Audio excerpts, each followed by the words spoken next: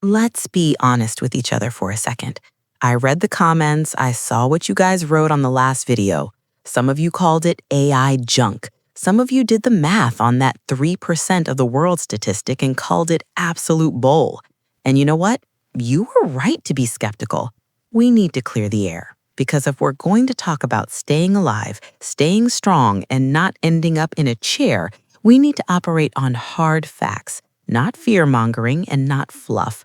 So I went back to the source. I went directly to the CDC and the National Center for Health Statistics data from 2022. I pulled the raw numbers on men over 65. And the truth? It's actually more terrifying than the 3% internet myth. Here is the real number, the number that should keep you up at night if you are currently sitting on the couch. 1 in 7. Only 13.9% of seniors meet the guidelines for both cardio and strength training. Even if we look just at men who tend to brag about lifting more, it only bumps up to about 1 in 6. That means if you are sitting in a room with 6 of your friends from high school, statistically, 5 of you are slowly decaying. 5 of you are letting gravity win. And I see you guys in the comments, the 68-year-old in the 1,000-pound club, the 69-year-old cranking out 20 chin-ups, the guy who said, "I'm stronger now than I was in my 20s." You guys, you are the statistical anomalies. You are the outliers. You are the unicorns. But for the vast majority of men over 60, the trajectory is going the wrong way. And we need to talk about why, and specifically about the silent killer that nobody mentions until it's too late. It's not a heart attack. It's not a stroke. It's the floor. The CDC data is crystal clear on this. Falls are not just bad luck. They are the #1 injury killer for people over 65.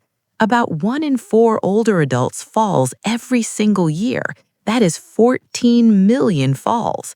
But here's the thing that makes me angry. We treat falls like they are accidents, like you slipped on a banana peel. A fall isn't an accident. A fall is a symptom. It is a symptom of a word that sounds clinical but is actually brutal. Sarcopenia, muscle poverty. Review studies show that after age 30, you are losing 3 to 8% of your muscle mass per decade. But once you hit 60, that loss accelerates. It explodes. By the time you are 80, nearly half of men are suffering from severe muscle wasting. This isn't about looking good in a t-shirt anymore. This is about structural integrity. Think of your body like a house. If the framing rots, the roof collapses. If your glutes and quads rot, you hit the floor. And the data shows that if you are over 65 and you develop a disability or a mobility issue, your chances of meeting fitness guidelines collapse to 5%. It is a death spiral. You get weak, so you fall. You fall, so you get hurt. You get hurt, so you stop moving. You stop moving, so you get weaker. But, and this is the massive but that the doom scrollers ignore, it does not have to be this way. There's a study that I absolutely love. It's the Fiatarone study. It's old school, from 1990, but it is the gold standard. They took frail nursing home residents. We are talking people up to 96 years old, people who needed help to stand up. They didn't tell them to take it easy. They didn't give them pink dumbbells. They put them on a high-intensity resistance training program. The result? In just 8 weeks, these 90-year-olds increased their muscle strength by 174%. 174% at 96 years old. So when I see the comment from the guy saying age is a condition, not a verdict, that man is spot on. Biology is ruthless, but it is also responsive. Your body does not care what year you were born. It cares about the signal you send it today.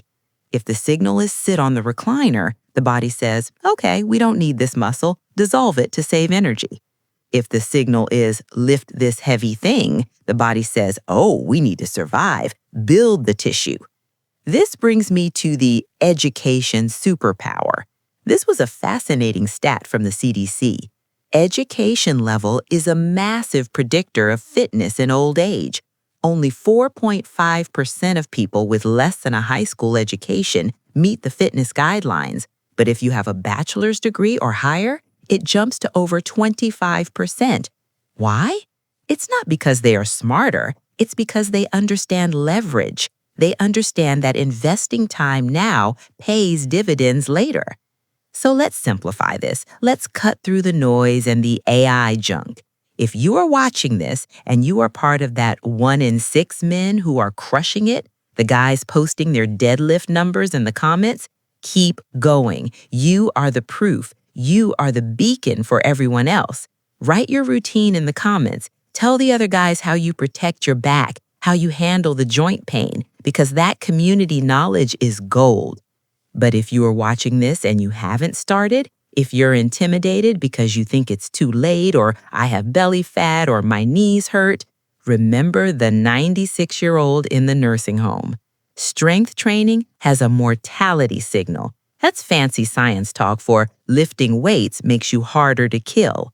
A dose-response analysis showed a 27% lower risk of all-cause mortality with just 60 minutes of strength training a week. That is 2 episodes of a sitcom. That's nothing.